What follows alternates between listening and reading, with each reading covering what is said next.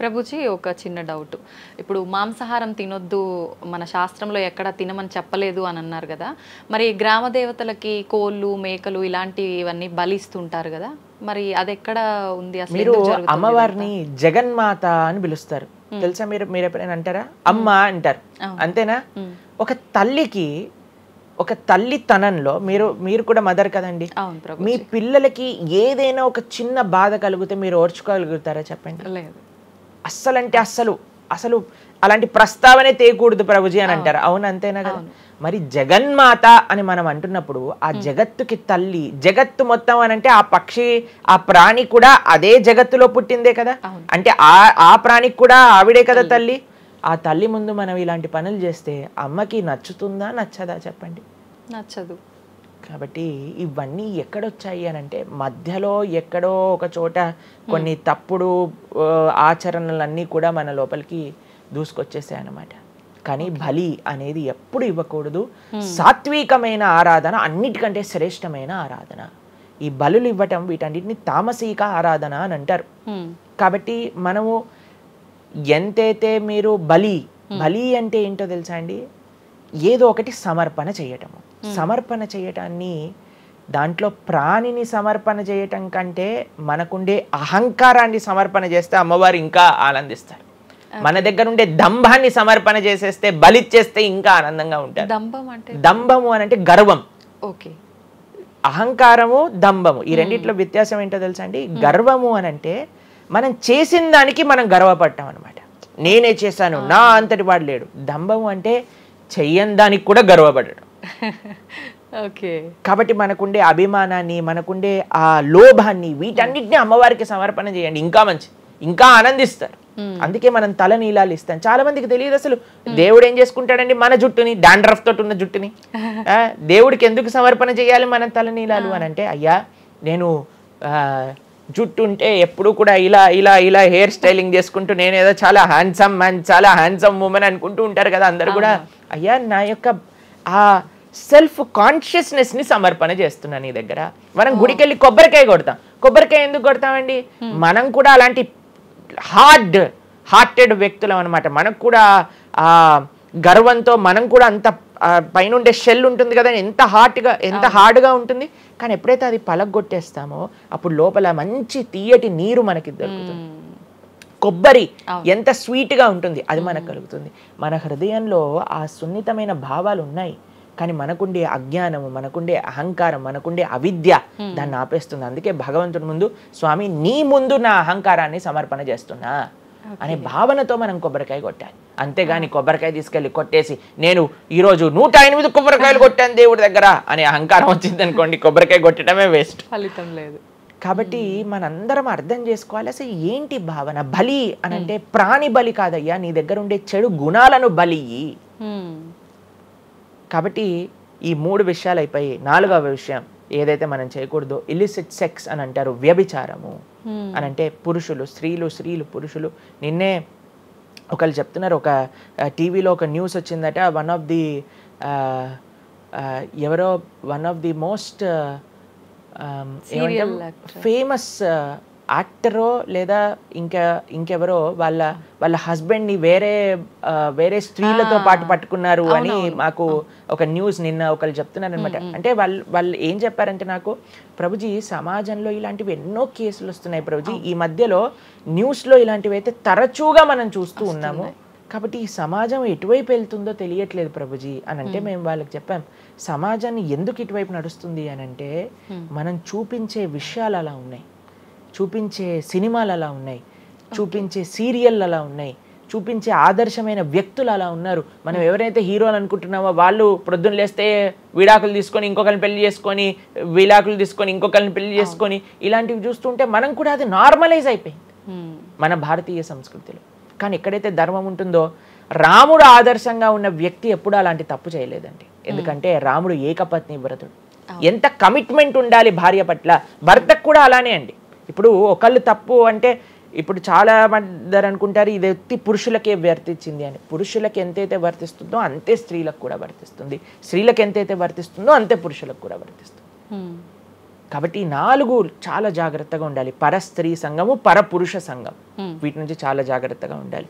ఈ 4 కానీ మనం ఆచరించగలిగితే మన జీవితంలో చెయ్యకూడనివి 4, చెయ్యాల్సినవి 4. ఇప్పుడు మనం చెయ్యకూడనివి 4 గురించి విన్నాం కదా. చెయ్యాల్సిన 4 ఏంటో ఒక నిమిషంలో చెప్పేస్తా. మంచి భక్తుల యొక్క సాంగత్యం, మంచి పుస్తకాలు చదవటం, భగవన్నామాన్ని జపం చేయటం, మంచి ఆహారాన్ని స్వీకరించటం. ఈ 4 చేస్తే మనం డైరెక్ట్గా భగవంతుడి యొక్క శ్రీచరణాల దగ్గర ఉంటాం అనమాట. ఓకే, ఇవన్నీ జరగాలి అని అంటే మనం ఆధ్యాత్మికం వైపు మన మనసును మళ్ళించాలి. మనకి ఆధ్యాత్మికము అవసరము అని మనం తెలుసుకోవాలి. ఎప్పుడైతే తెలుసుకుంటామో మనం సమయాన్ని ఇవ్వగలుగుతాం. ఓకే ప్రభుజీ, జపం అని అంటుంటారు. నిజంగా జపం అంటే ఏంటి ప్రభుజీ? ఏ విధంగా జపం చేయాల్సి ఉంటుంది? జపము మనకి కలియుగంలో తరించడానికి మార్గం. కృతేయ ధ్యాయతో విష్ణుం త్రేతాయాం యజతోమకై ద్వాపరే పరిచర్యాయాం కలో తత్ హరికీర్తనం అని చెప్పారు. భగవంతుడి యొక్క నామ జపం అత్యంత శ్రేష్టమైనది. కృష్ణుడు భగవద్గీతలో ఏం చెప్తారో తెలుసా అండి? అన్నిటికంటే గొప్ప యజ్ఞం, యజ్ఞములలో నేను ఒక యజ్ఞాన్ని అని చెప్తారు. ఏ యజ్ఞం తెలుసా? యజ్ఞానాం జప యజ్ఞోస్మి అని భగవంతుడు చెప్తారు. అన్నిటికంటే గొప్ప యజ్ఞం జపం చేయడం అనమాట. ప్రతిరోజు జపం చేయాలి. మేము ప్రతిరోజు 2 గంటల పాటు జపం చేస్తాం ప్రొద్దున పూట. ఏంటి జపం చేయాలి? భగవన్నామాన్ని జపం చేయాలి. భగవన్నామము అత్యంత సులభంగా మనల్ని భగవంతుడి యొక్క కృపని తెచ్చిపెడుతుంది. భగవంతుడి యొక్క రియలైజేషన్ మనకిస్తుంది అనమాట. అందుకే హరిర్నామ హరిర్నామ హరిర్నామేవ కేవలం కలోర్నాస్తేవ గతిరన్యద అని చెప్పారు. అన్నిటికంటే శ్రేష్టమైనది ఎటువంటి రూల్స్ అండ్ రెగ్యులేషన్స్. ఇప్పుడు కొంతమంది అనుకుంటారు జపం అంటే చాలా రూల్స్ ఉండాలి, అది చేయాలి, ఇది చేయాలి అని. ఏం లేదు, చక్కగా శుచిగా ఉండండి, శుభ్రంగా ఉండండి, భగవంతుడి ముందు దీపం పెట్టండి, కూర్చోండి, ఒక జపమాల పట్టుకోండి. హరే కృష్ణ కృష్ణ కృష్ణ హరే హరే, హరే రామ రామ రామ హరే హరే. సింపుల్ మంత్రం, ఎవరైనా చేయొచ్చు, ఎటువంటి కాంప్లికేషన్స్ లేదు. ఏ స్థితిలో ఏ అవస్థలో ఉన్న వాళ్ళైనా సరే చక్కగా జపం చేయొచ్చు. ఎటువంటి నియమాలు లేదు. ఎప్పుడైనా సరే చక్కగా భగవన్ నామానికి నియమం లేదు, మంత్రాలకి నియమాలు ఉన్నాయి, కానీ ఇది భగవన్ నామం. ఇటువంటి నామాన్ని కానీ మనం హరినామం అని అంటారు దీన్ని. ఈ హరినామాన్ని కానీ చక్కగా జపం చేయగలిగితే మనకి బ్రహ్మాండమైన ఫలితాలు, ఆ భగవంతుడి యొక్క కృప మనం ఎక్స్పీరియన్స్ చేయగలుగుతాం మన జీవితంలో. ఇప్పుడు మీరు చూడండి, నోట్లు ఎప్పుడైనా మనం లెక్క పెట్టామనుకోండి, ఎలా లెక్క పెడతారు తెలుసా? ఇలా 1 2 3 4 5 6 7 8 9 10 అని లెక్క పెడతారు, అంతేనా? ఏదైతే నోట్లు లెక్క పెట్టేటప్పుడు ఎప్పుడు మనం బయటికి లెక్క పెడతాం, ఎందుకంటే ఇది ఎప్పుడు బయటికి వెళ్ళేదే. కానీ జపం చేసినప్పుడు ఎలా లెక్క పెడతారో తెలుసా అండి? మీరు జపం చేస్తుంటే హరే కృష్ణ కృష్ణ కృష్ణ హరే హరే, హరే రామ రామ రామ హరే హరే అని లోపలికి అంటాం మాలని. నోటిని బయటికి అంటాం, జపాన్ని లోపలికి అంటాం లెక్క పెట్టేటప్పుడు. ఎందుకంటే ఇది ఎప్పుడు మనతో పాటు వచ్చేది ధనం, ఇది వెళ్ళిపోయే ధనం. కాబట్టి శాశ్వతంగా మన లోపలతో వచ్చే ధనం, జన్మాంతరాలకు కూడా మనల్ని ఉద్ధరింపజేసే ధనం ఏదన్నా ఉంటే అది భగవన్నామ జపం. నిజంగా ఎంత మంచి మాట ప్రభుజీ. అసలు ఈ లాజిక్ అర్థమే కాలేదు ఎప్పుడు మాకు. మీరు చెప్పేదాకా ఇంత లాజిక్ ఉంది అని అనిపించలే. చాలా మంచి మాట ప్రభుజీ. మంచిగా చెప్పాం. ప్రతి ఒక్కళ్ళు చిన్న పిల్లల నుంచి, మా దాంట్లో మా గ్రూప్ లో మీరు చూస్తే చిన్న పిల్లల నుంచి వృద్ధుల వరకు అందరు జపం చేస్తారు. అంతెందుకండి, మీరు చూస్తారు హరే కృష్ణ భక్తులు దేశ విదేశాల నుంచి ఉన్న వాళ్ళందరూ జపమాల పట్టుకొని జపం చేసే వాళ్ళని మనం చూడట్లేదు. కాబట్టి మనకి ఎందుకు జపం రాదు? టైం వస్తుంది, టైం ఉంది. ఎక్కడెక్కడ టైం వేస్ట్ చేస్తున్నామో తెలుసుకుంటే ఎక్కడ దాన్ని యూటిలైజ్ చేయాలో తెలుస్తుంది. సమయంతో పనుందా ప్రభుజీ? ఏ సమయంలో అయినా ఏ సమయంలో అయినా చేసుకోవచ్చు, కానీ ప్రొద్దున పూట చేస్తే అత్యంత శ్రేష్టమైన.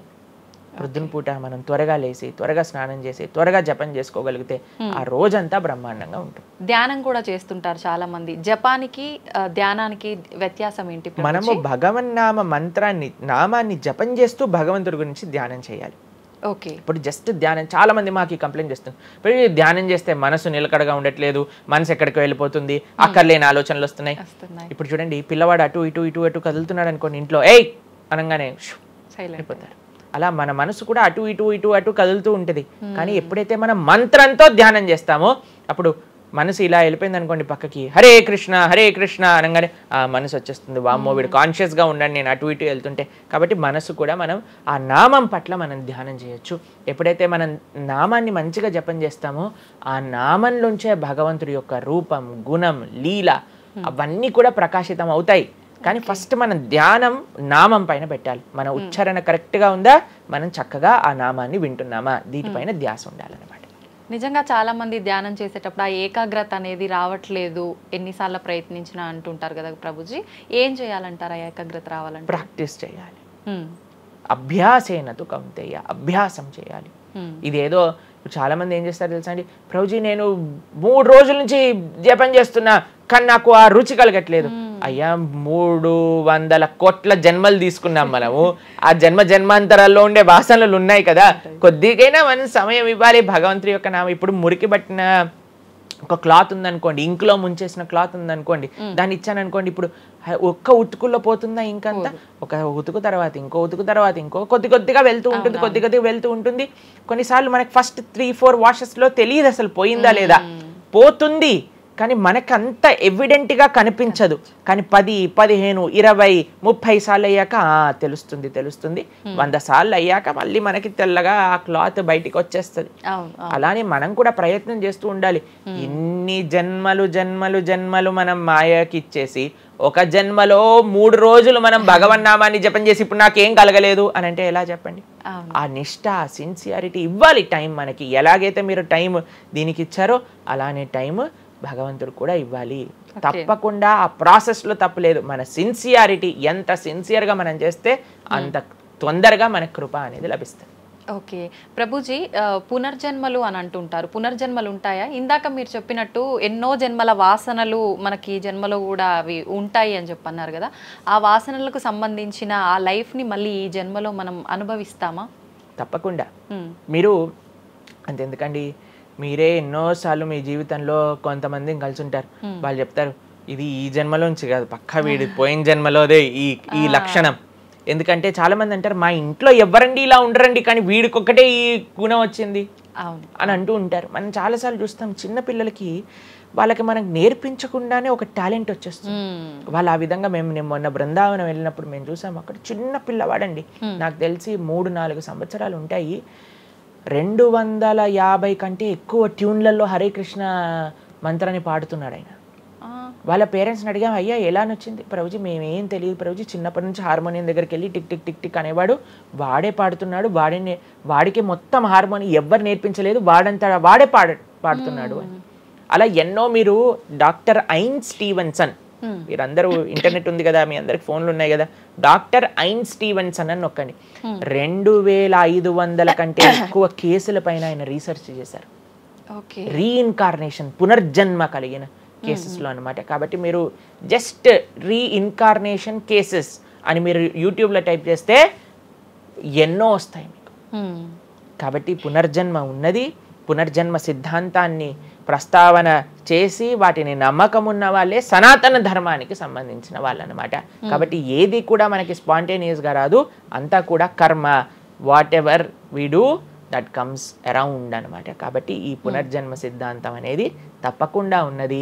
పునర్జన్మ ఉంటుంది, జన్మాంతరాల వాసనలు అనేవి ఉంటాయి. ఎప్పుడైతే మనం ఆధ్యాత్మిక సాధన, ఎప్పుడైతే మనం భగవద్భక్తి చేస్తామో ఆ వాసనలన్నీ కూడా తొలగిపోతాయి.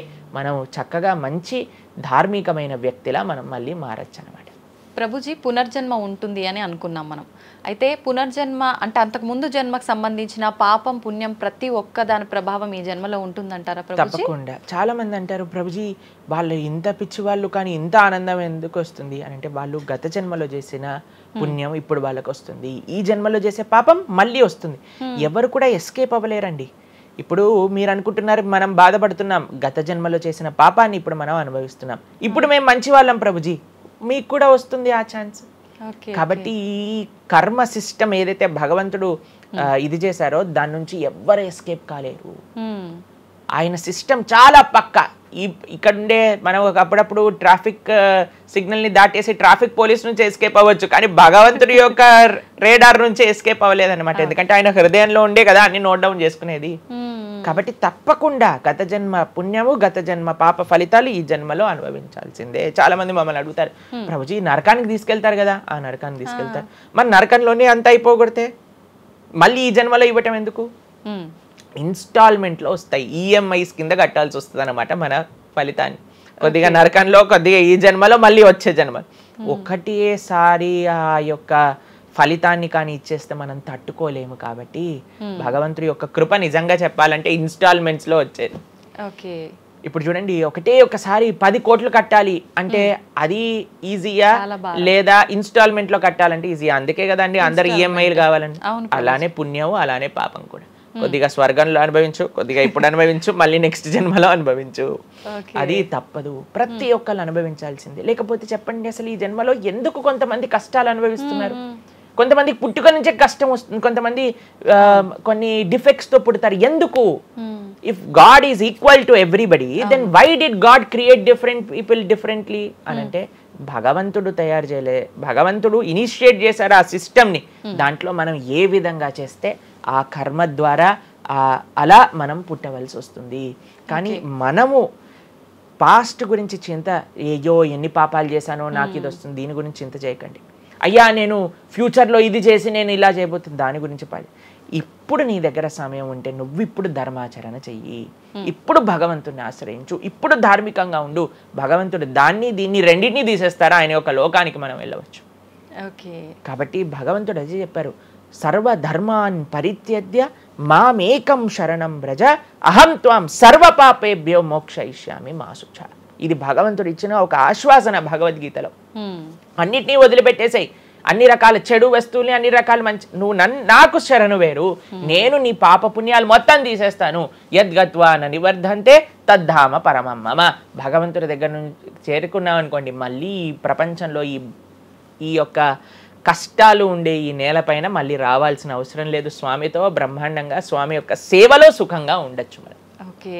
అయితే ప్రభుజీ చాలా మంది చెప్తుంటారు, అన్ని అనుభవించండి తప్పదు అన్నప్పుడు ఎందుకు భగవంతుని ఆరాధన చెయ్యాలి అని. వాళ్ళందరికీ ఇది మంచి సమాధానం ప్రభుజీ. నిజంగా చాలా మంది ఇదే అంటుంటారు, అంతే కదండి, ఎంత భగవంతుని ఆరాధించినా ఈ కష్టాలు తప్పట్లేదు, అసలు లైఫ్ ఏం చేంజ్ అవ్వట్లేదు, మనశ్శాంతి లేదు, ఎందుకు అసలు ఆరాధించాలని చెప్పి అసలు భగవంతుని పూజించడం కూడా మానేస్తుంటారు. మళ్ళీ ఇప్పుడు ఆపేస్తే మళ్ళీ నెక్స్ట్ ఏంటి అని ఆలోచన చేయాలి.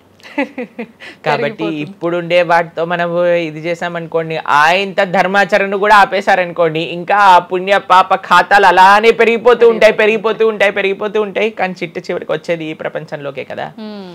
కాబట్టి మనకి చెడు చేయటం పనికిరాదు, కేవలం మంచి చేయటం కూడా పనికిరాదు. భగవద్భక్తి అన్నిటికంటే టాప్ మోస్ట్. కాబట్టి మనం ధార్మికంగా ఎంత భగవద్భక్తితో ఉంటే అది మనకి అంత మంచిది. ఓకే.